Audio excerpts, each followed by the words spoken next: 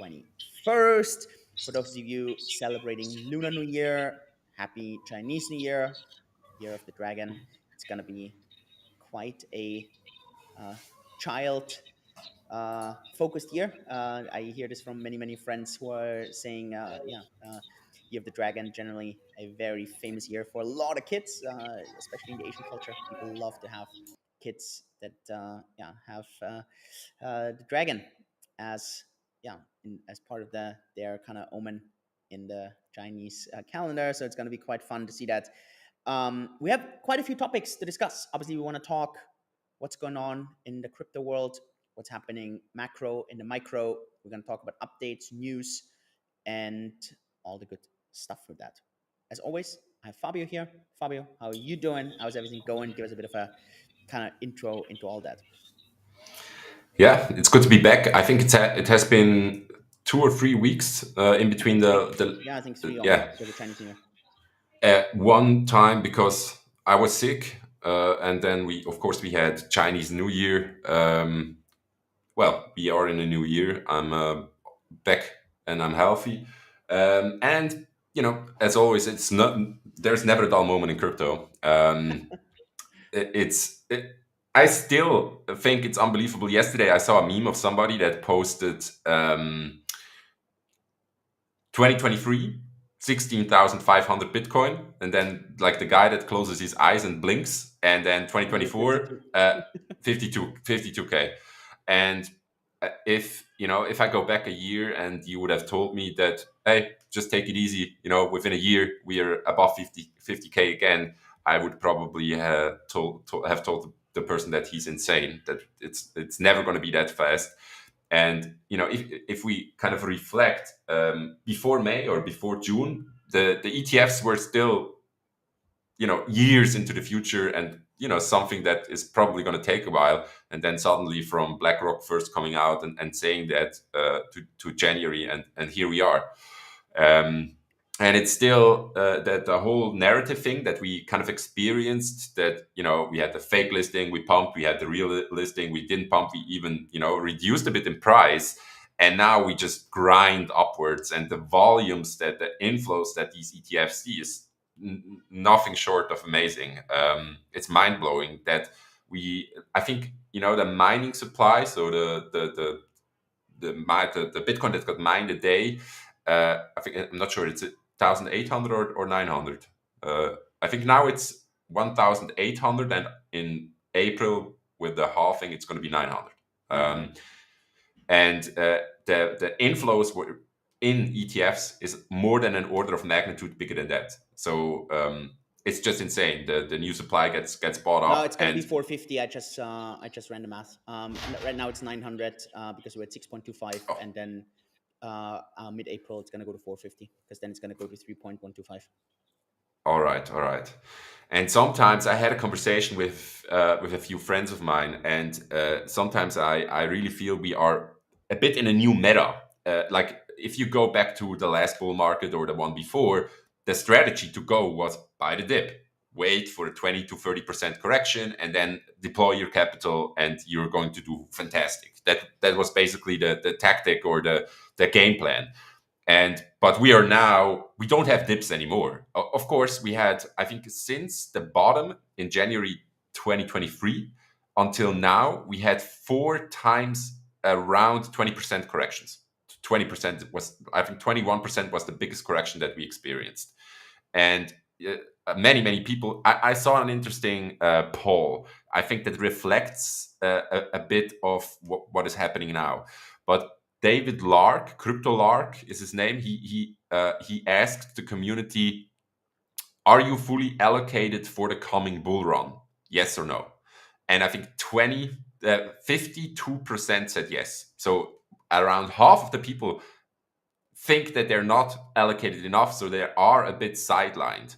And it's understandable why. We basically left off and never looked back, and a lot of people were believing all the, let's say, Gareth Soloways, crypto couples, the perma bears that were calling for 12,000 Bitcoin.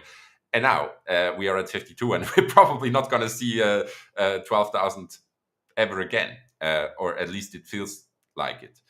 Yeah, what do you make of the last few weeks and all the inflows that we see into the ETFs?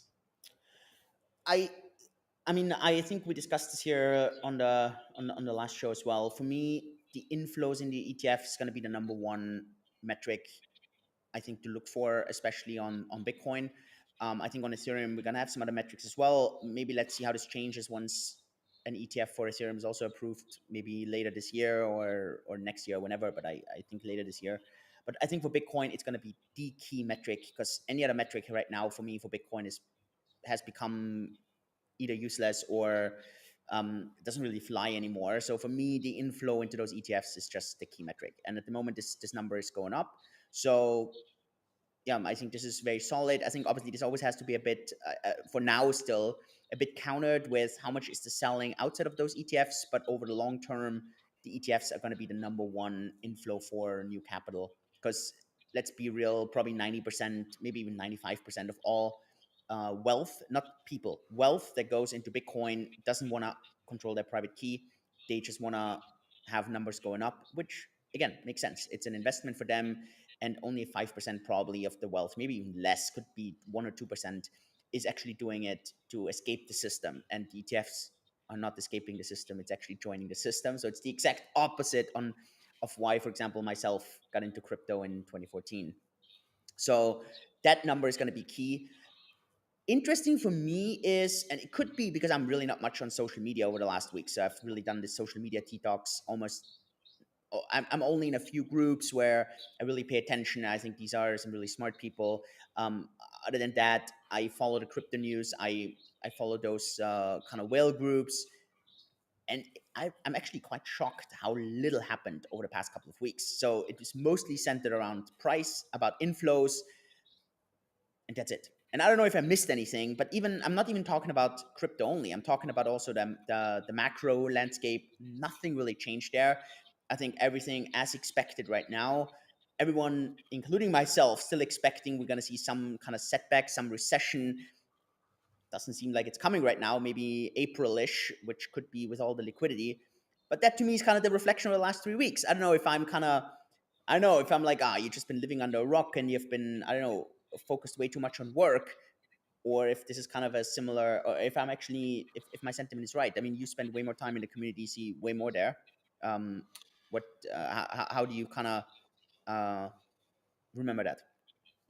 So on the Bitcoin side, I think the only notable thing, at least from my side, that I noticed is that we might see CK rollups on Bitcoin after all. That was a notable thing that is definitely something that is exciting. So zero knowledge proofs. I think Citra or Citri or something like that is a company that is currently working on that. But yeah, what you said, I think is very true. All the things that, even the things that are exciting. So you have these big accounts like Bitcoin Magazine, Whale Watcher, and Watch Guru, and they basically focus a lot on crypto news. And a majority of info they share currently is just related to the ETFs. They hold X amount of Bitcoin. They are planning to do this. They have this and this volume. And even the exciting part that is ahead of us is related to the things that you just shared. So volumes and basically passive flows.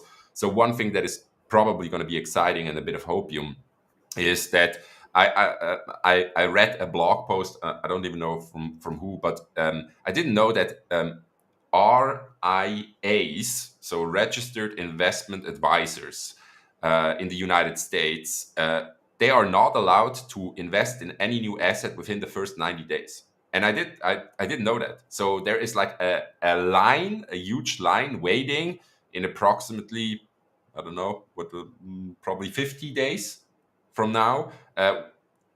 They are allowed to basically invest in Bitcoin.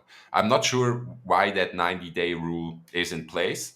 And I also haven't calculated the exact date of when these 90 days end. I think it was the 10th of February, so that must be the 10th of April then. Uh, No, May. February, February, March, yeah, April. Huh? No. 10th Um, of January, yeah, 10th of March, 10th of April, of course. Yeah, yeah. yeah. And on the macro side, the the talk since probably, I don't know, Q3, Q4 last year is mainly centered around liquidity, recession, soft landing, or not. And it's crazy just the amount of people that are basically wrong, as was I or you until now, because both of us kind of said, hey, we're likely to experience a recession or to see a recession, and we are just making new highs. We just grind upwards and upwards, even with interest rates that high, which doesn't make a lot of sense. But it's still kind of looming above us if we're gonna see. So I don't know. Do we would still want to talk a bit about crypto, or we want to delve into macro? I mean, I don't know if you have any update on the crypto side. Other than that, I mean, for me, again, I don't know what is your take on why do you think Ethereum has been outperforming Bitcoin by so much at so far? I mean, we're talking about we are mid February, and let me pull up the numbers just to be not kind of inaccurate on this.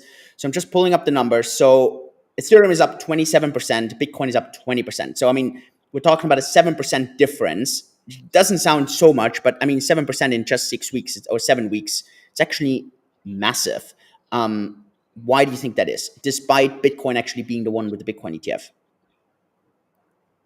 Yeah, I think it's maybe two parts, and one part is of course because it got a bit slaughtered for like 18 months or so, like Yeah. since the merge. So reversion to the Um, mean also a bit.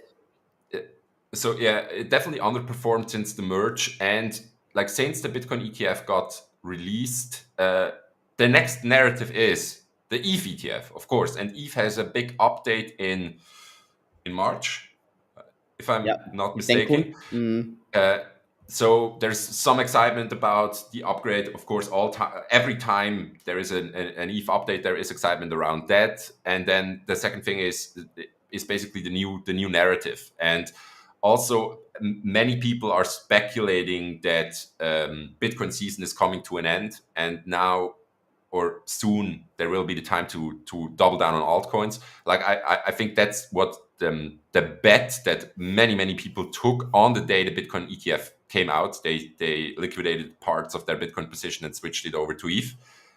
So I think the two or three are connected. The metric that I follow. So of course we talked about this many times, but I think it's very important to consider overall liquidity, M2, and what the Fed is doing. And usually, when the Fed is starting to lower its interest rates, is the moment where you can think a bit more risk on. Usually, these when they start lowering, we are seeing a correction, we are seeing a pullback, and then risk on kind of starts to accelerate. And this is then connected to macro, but I think that the moment this is happening is pushed out and out. Last year we were talking about early May. Now it looks more like June, maybe July, that the Fed is starting to lower rates. And a lot of people are, if if we're gonna have 3 months, 4 months, 5 months until the Fed is starting to lower rates, we could see a prolonged run, or what we're seeing now, just a grind upwards until that point, before we eventually see a correction in almost all risk assets. I'm not sure where you are in that camp. You like a few minutes back, you mentioned April or May. I'm not sure which month you mentioned. No, Uh, no, no. I didn't mention a specific month there, but for me, it's May. yeah. Yeah, I mean April. Like let's say April, it should. That's where I would expect it to end up. Probably we're gonna see the hit in May. And in May, we also see the Fed lowering the interest rates the first Maybe. time. Yeah, Yeah. maybe. And that could be more of a reaction than anything else. I think it's a bit of a conundrum where the Fed is right now. So if you're Jerome Powell and you start to lower interest rates right now, you kind of have a guarantee that inflation is starting to pick up again. You definitely have, and there is no real need to lower it. So that the Fed is looking, of course, at several factors. One is the inflation, which they want to keep down, And the thing that is kind of keeping them from lowering rates, or I would make the argument that the biggest factor is the credit, the spread on credit on bonds, and which is super tight. And they basically, if they wait too long, we are running into a bond issue. If they are too early, we see to come inflation back. And that's maybe a bit the spot that they are a very uncomfortable spot to be in. I would say, like until now, it looks like they did everything perfectly. Inflation came down, the economy didn't, there wasn't a big hit or a recession or anything. So they kind of orchestrated it pretty good. But the thing that kind of has both of my eyes is, yeah, the bonds. And if they're not, especially on the long end, if Yep. they're not taking off, and uh, how they navigate the way in between those two. So, are you? Have you changed your mind a bit on hard landing versus soft landing versus recession, or what is? Or are you sticking to your guns? So okay, I was an advocate for hard landing for a year, maybe even more than a year. I was expecting a hard landing, and I still tend to, maybe, I don't know, more than 50% that we actually will see a hard landing. But I listened to an extremely interesting podcast with Raw Paul, and he was talking to Tom Billieux. I butchered his name. He's like one of the biggest podcasters. A 3 hour session with Raw Paul, and he said so many interesting things. Like, for example, I learned investing the traditional way, PE ratios. Look at PE ratios, look at cash flow, and income. You basically how to look at a balance sheet of a company and how to value it. And he said that's no longer a valid strategy for investing and picking stocks, because it's broken. That we broke the base, we broke the denominator. So if you inflate the currency too much, the PE ratios are also going to be inflated. They're going to be higher and higher. And when you said previously, you said, okay, if a PE ratio is 20 or 25, it's overvalued.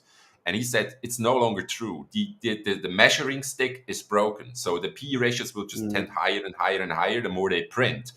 And he also made several arguments basically for the Fed didn't really orchestrate the soft landing. They basically orchestrated an up-only market uh, um, in the situation that we are in right now. Of course, we can see a correction, but as soon as the market kind of fades between the Fed's hands, they're just going to print money. And it's not only the Fed; it's a worldwide thing. Every economy is in the same situation. We all have inflation. We all have debasement of currency, and the the result of more QE and more money that is eventually going to come is just higher and higher and higher asset prices.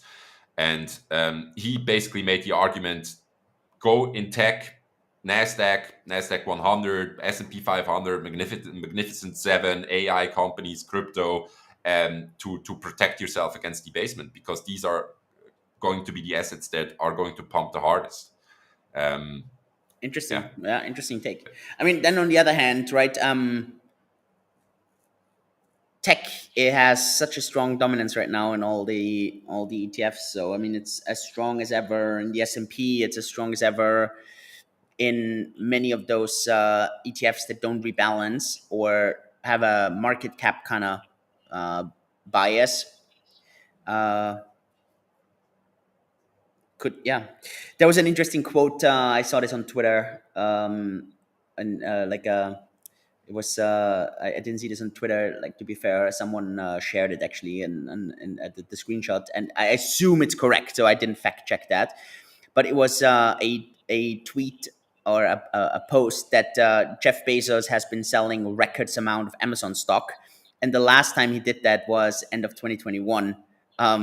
Again, I didn't fact check that. I assume it's correct, but then I was like, huh, yeah. I think It feels. I understand four why. billion. Yeah.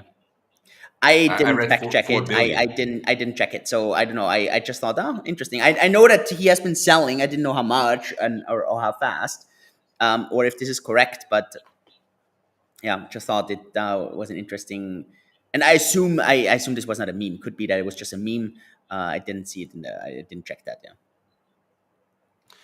And I think the one of the takeaways that I had from the podcast with Raul Paul is he also mentioned we are in uncharted waters. Like this situation that we are in right now, it never happened before. We never had I don't know the debt this high, asset prices this high, and basically just the and also combined with the global liquidity and access to investments, is nobody ever nobody has been here before. We a lot of people try to chart the way or have some ideas on how this all is going to play out, but nobody really knows. And I'm not sure if this was the Raw Paul podcast or another one that I watched on the same day, Didn't we but discuss this with Didn't we discuss this with Pfizer before the pandemic? I can't remember if I discussed this with you here or if I just did this somewhere else. Did I ask you this question on imagine in 2019 or 2018 someone gave you that tip that there's going to be a humongous pandemic and you would invest in something, and then what would you invest in? And then most people would say, probably like in a pharma company like Pfizer. And then actually you look at everything, Pfizer underperformed the market dramatically. And you sit there and like, wow, it's just insane. So that just shows how difficult investing is. yeah, now we definitely discussed this Okay, a I year couldn't ago remember or that. so. I think Yeah. my answer was gold and Bitcoin. Yeah. And then I said never ever, because I still don't think, because the only reason these things did so well was because of the money printing, right? And so obviously, like, that's why, because otherwise why was the crash first?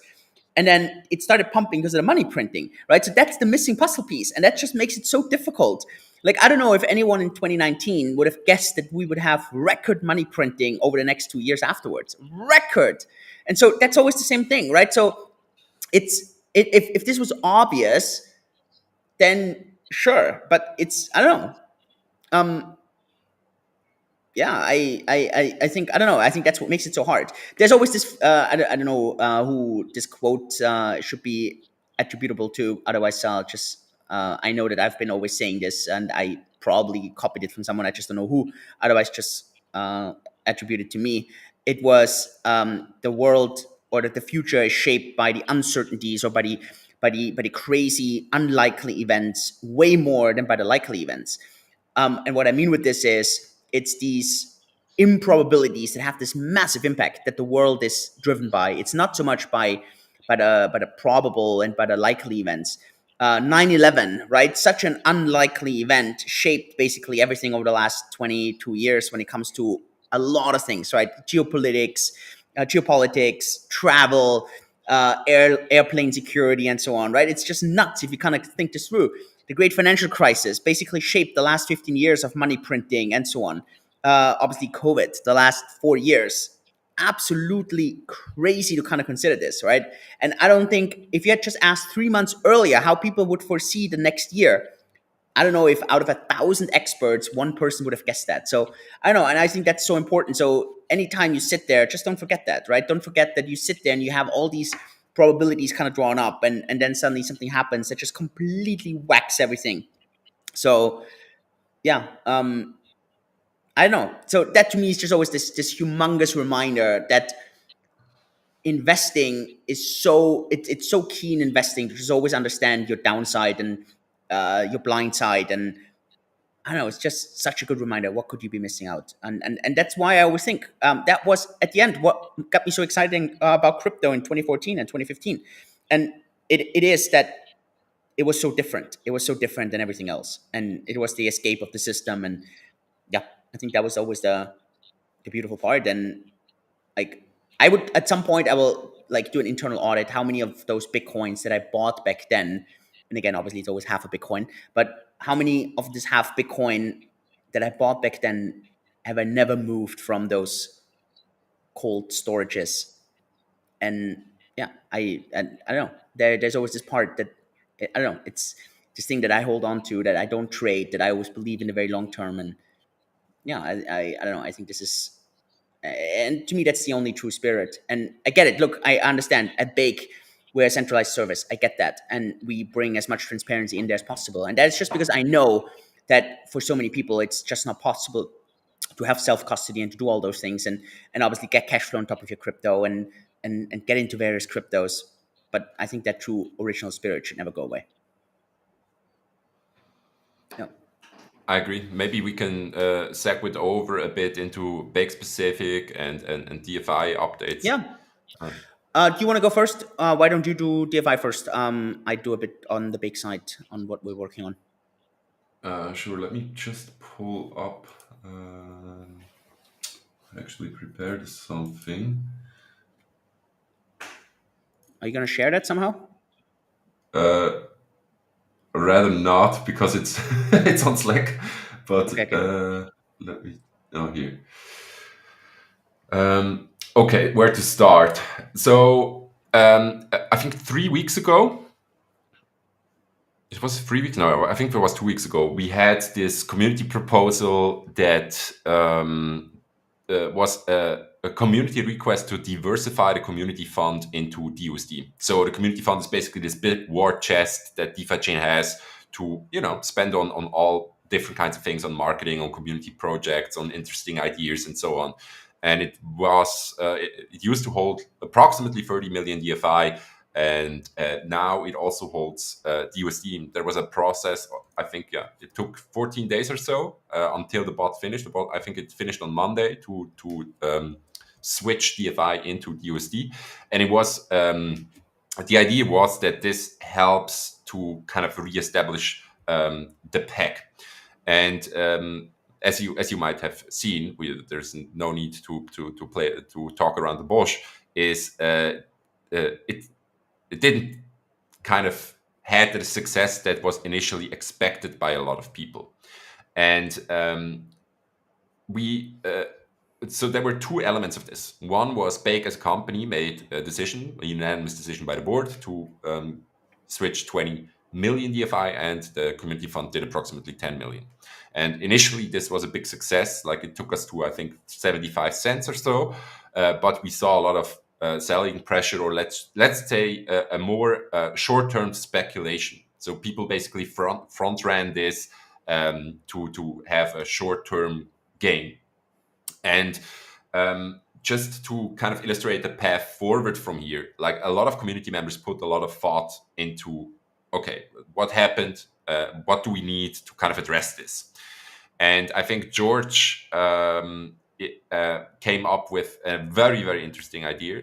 So the DFIP is not live yet. There is a Reddit post that kind of describes the DFIP in great length, but so not to put any pressure, I think I heard that they want to submit this end of this week, Thursday, Friday-ish. And this is basically a dynamic fee, because what we have in place right now is a 30% fee all the time until we reach the peg. And it makes much more sense to have a dynamic fee, because it kind of incentivizes people a bit better, and there's a bit less short-term speculation, and it's just more sustainable in general. So I actually like the idea a lot, and I would suggest for everybody that wants to familiarize themselves with the DFIP to go onto Reddit and take a good look. I think it's probably going to be submitted as a special DFIP. I'm not 100% sure. So I don't know when the voting will start. Maybe next week, maybe next month. Soon, soonish. So this is part of the what happened and what is going to happen regarding the USD. Then there were some minor things that got pushed out by the DeFiChain Labs team regarding the stock splits. We had one stock split of a gas ETF, and we have Walmart coming up. Birthday Research brought us a new node version. What else do we have? We have currently a very interesting campaign going on the DeFiChain side. So it kind of started out as a social campaign with, following here, retweeting here, and so on. And the first part of the campaign actually was a decent success. We had 10,900, 10,700 people participating in the promotion. which is pretty good. And the second part of the promotion is more a task driven mission on Galaxy. So if you go into DeFiChain Labs social channels, you will see, and there's actually, with every part of the campaign, you can win prizes. It's basically a bit learn, have fun, win prizes all in one. What else do we have? There's two. I think we have two upcoming Twitter Spaces. One this week, one next week. This week with Dex Trading Live. Definitely going to be a super interesting Twitter Space. These guys are doing an amazing job. And next week, oh my god, it went out of my head. I think with Atlantis NFT, an NFT marketplace that is going to introduce themselves. These are a bit of the main things that are going on. Maybe let me add to that one or two of my personal thoughts regarding the sentiment within the community and the price. So we lost a lot of people within December and January, but so I read a lot of Telegram messages and I'm on Twitters, so I kind of know what's going on within the community. Look, I think there was a capitulation, and it's not a lot of people. They still follow along the news, what's happening within the ecosystem, but they are currently not really exposed. Maybe they have a small exposure, a frozen exposure, but they're let's say on the sidelines. And I think a lot of people are waiting for signal. And with signal, I mean, they want to see a few weeks of sustained upward movements in price. Like, we had a few problems that we brought with us. Some of them were addressed, especially through Bake and through Julian. There are others. Look, I think generally, I think the DUSD thing is way too big. Like, there's a bit too much focus on it. We have these DFIPs, let things play out. I would love to see more focus on DMC and on building, because there are so many exciting things that are happening within the ecosystem. And there is kind of a little bit of a shadow over all of the hanging over the building, over all the exciting things, because people kind of tend to focus more towards the negatives. Yeah. And just keep in mind that we've been here or in a similar situation before, where people kind of gave up hope and thought, okay, this is only going to go down, and things, especially within this industry, but more within the DeFiChain ecosystem, we've been there before, that things can turn around within hours, within days. Like, I Hours. remember, Yeah. yeah, like, so I just want to maybe finish with a story and then pass the ball on to you.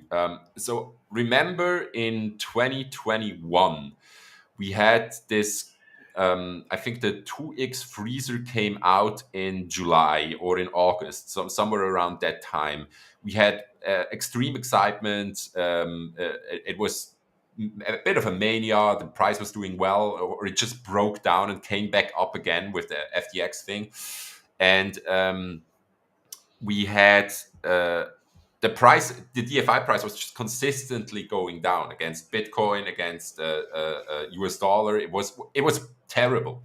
And I remember there was I even wrote a Reddit post back then to kind of talk I about the remember that. situation Yeah. that we are in.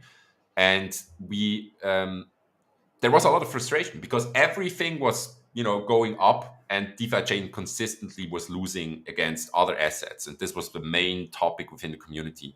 And then we had just a day and everything turned around. Like the bottom, there wasn't a bottoming out period or anything. It was just from one day from only red to only green. And I think I don't know what the price did back then, but we went, I think, maybe from $2 up to $6 within like no time. And these volatile swings and these shifts in sentiment, they can happen very, very, very fast. And sometimes it's really hard to put a finger on what influences these kind of shifts. And man, I would love to see a shift like that sometime soon. Yeah, but I haven't lost hope. I brought my my hopium picture today. It's definitely Ferret possible. says, time for a new Reddit post, Fabio. Yeah, probably. Yeah, probably. Yeah, yeah. Yeah, and yeah, maybe you can. I don't know if you want to say something about DFI and or if you want to go straight into Bake. Look, just maybe one thing before you start.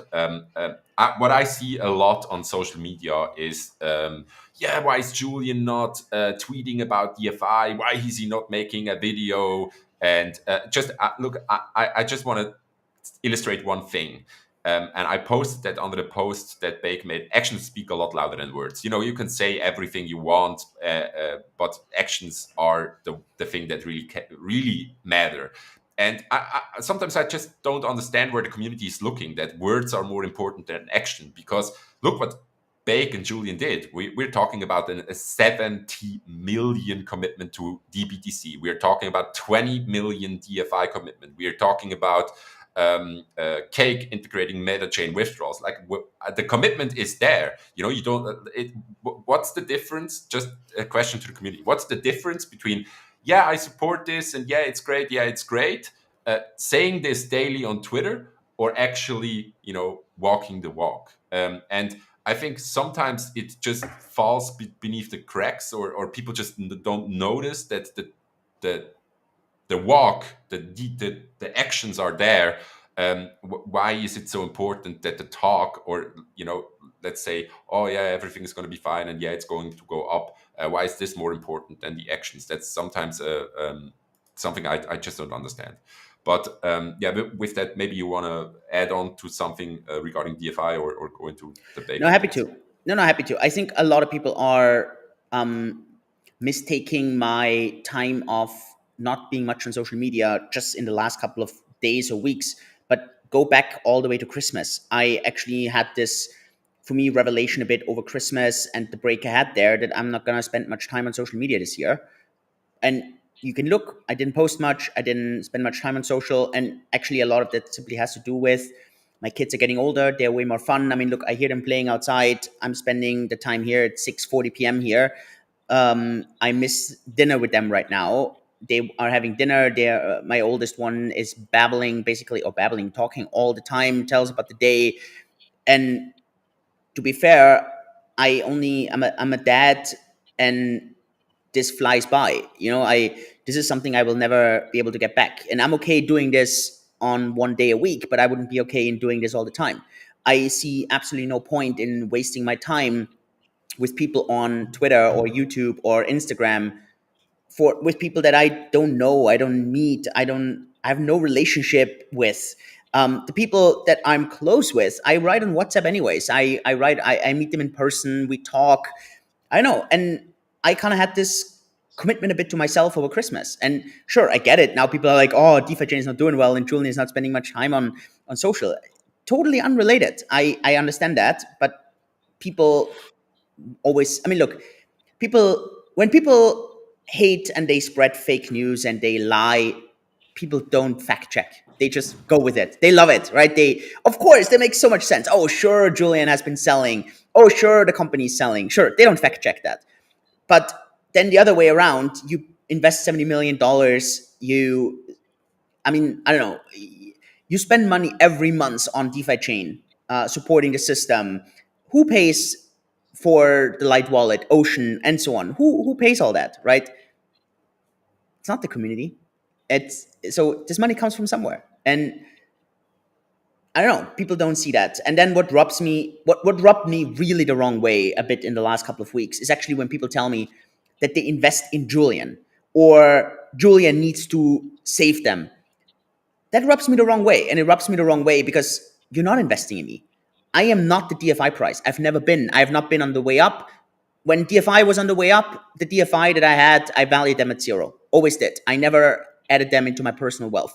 The company never valued it into their wealth. I don't know if you're aware of that, but if any one of you reads the balance sheets or the accounting statements, you would actually see that we never valued DFI at anything else other than zero or close to zero, because there is some cost associated, or it's a cost basis, so meaning it's close to zero. And we always did that. And the reason we did this is because we're not FTX. We are not Celsius. We're not these companies who inflate token prices on the way up and then say, hey, look, we have, I don't know, $500 million on the balance sheet. I don't know, let us loan $100 million against that and then completely destroy everything. We never did that. I never lied to myself about what my DFI would be worth at that moment. I always valued it at zero.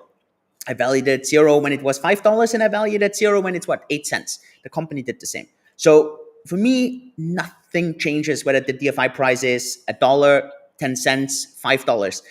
I don't know if I will ever be able to make any profit out of DFI. I don't know. And I have no expectation. I will work towards it. So for me, when people say I invest in DFI because I invest in Julian, that just rubs me the wrong way because it's completely wrong. I don't know what I did over the last 4 or 5 months that the DFI price halved at the beginning of December. I didn't file a winding up application. So why did the DFI price go half because of me? It didn't. So how my life didn't change.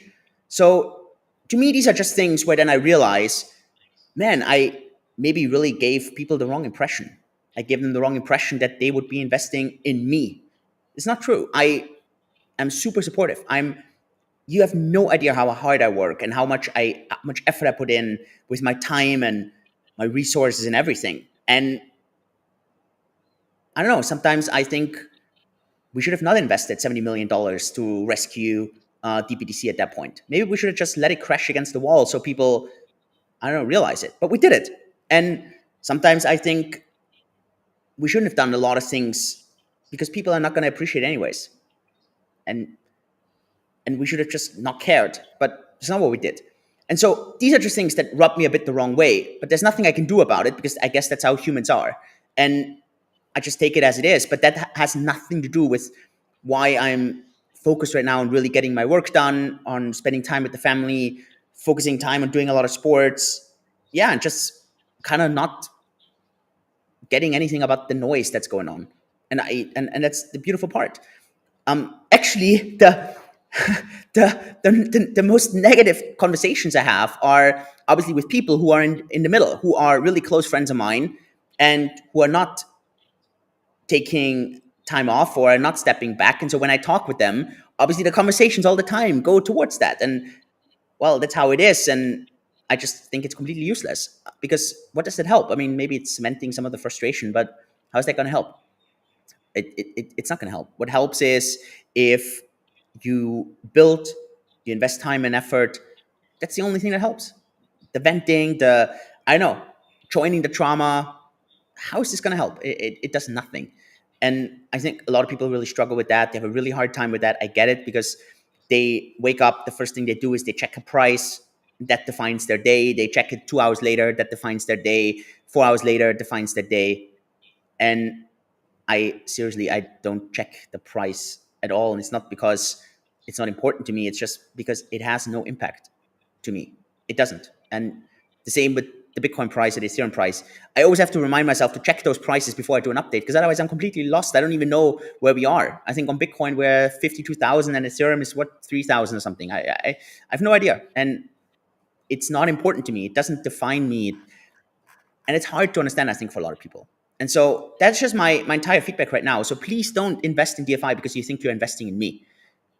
Don't invest in DFI because you think I am responsible for DFI. I have never been responsible on the way up. I'm not responsible on the way down.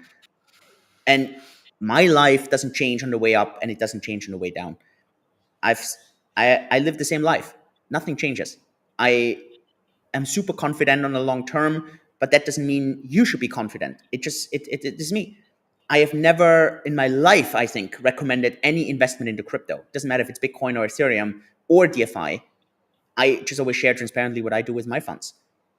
And I know that people always take this the other way and they think, because I do something and I'm transparent about it, this doesn't mean that you should do this. I think, and that's my only kind of sharing here. The thing that I can influence is really what we built in the company, and yeah, and that's what I would love to share a bit on what's going on there. I don't know, Fabio, if there's anything that I need to, if there's anything else I should address, or these are just my dead honest thoughts. I don't know what I should share. But yeah, these are just my dead-on So thoughts. one thing, I also follow. I have a lot of macro fintech investment follows. I'm in a fire community on Reddit, and the big difference between, let's say, non-crypto and crypto investors is, like, if you were in a fire community, or if you were in a general investment community, nobody would start a fight over my stock is better than yours. Like, that's the people are very rational. They look at a stock, and they look at the cash flow, they look at the balance sheet, they look at, I don't know, price history, or maybe some technical analysis, whatever. There are some different camps even within investing, but everything is extremely rational. And it's not tribal at all. Most people actually are indexing or diversifying and holding a bag of different, industries or different sectors or different, you know, and it's not the way that people talk with each other is actually extremely nice. If you're in a fire community, or if you're in a general investment community, people are very nice to each other. They help them, they help each other, they give each other tips or send a good link.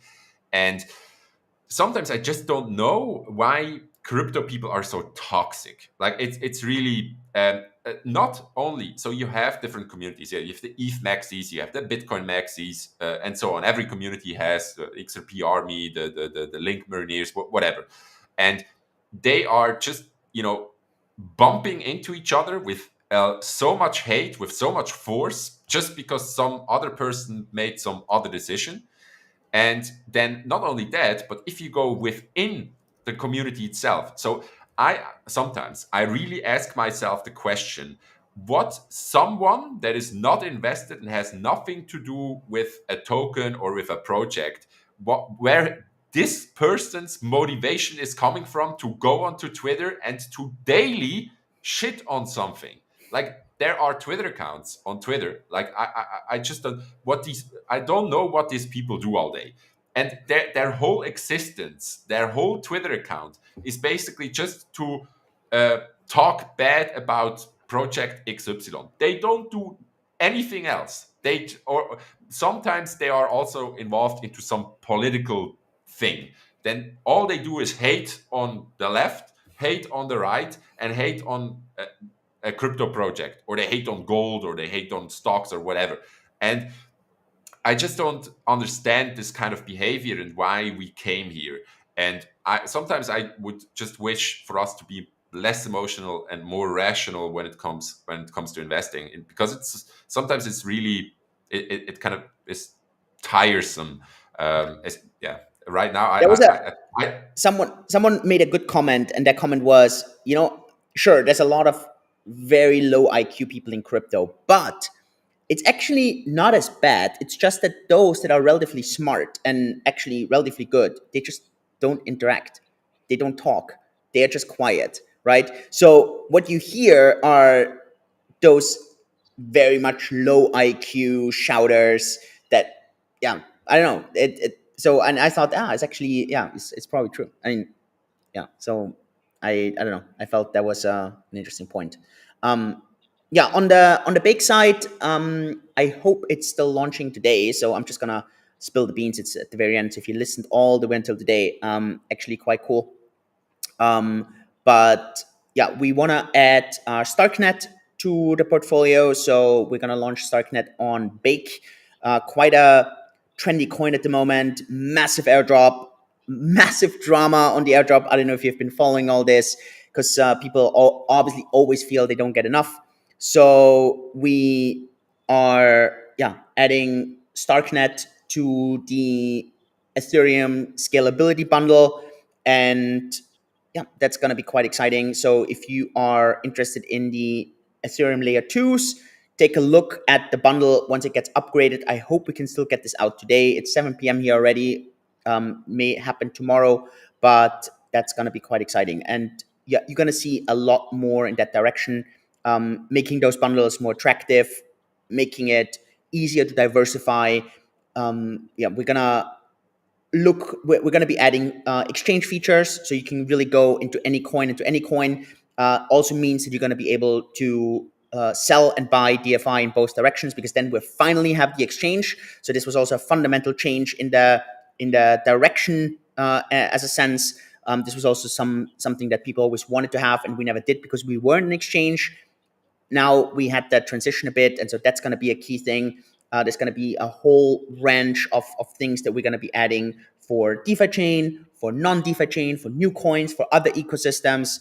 It's going to be, yeah, quite exciting. Team is working really hard on that. So yeah. Did Bake get the Stark airdrop? We are actually checking on all this, just because a lot of the staking requirement was pre merge at that point, and we didn't do much ETH staking at that point. So it's and actually no customers, so no customer ETH, because we only added the customer ETH afterwards. Yeah, I think it's a very tiny amount, super small. At that point, we had the CS East. It's a super tiny amount. We haven't checked at all yet. Also, the claiming of the airdrop is it's a bit tricky. Yeah, so um, yeah, cool. Any other topics? No, I think we can call it a day. Maybe the usuals. So if you were just tuning in right now, there will be a recording on Twitter, on Apple, on Spotify, and of course this is also live streamed with video on YouTube. Please make sure to give us a follow on whatever platform that you're listening to us. And I'm not 100% sure, but I think we will be back next week Wednesday, or in 2 weeks. Depends. We can do next Wednesday. I think let's look at the news. If there's stuff happening. I mean, honestly, I think over the last 2 weeks it was really light. If that is going to be the same, then we're just going to do it on a bi-weekly. Otherwise, we're going to do it next week. Best thing, subscribe to the YouTube channel, on Twitter as well. And yeah, see you next time. Fabio, appreciate it. Thank you for your time. Community, thank you.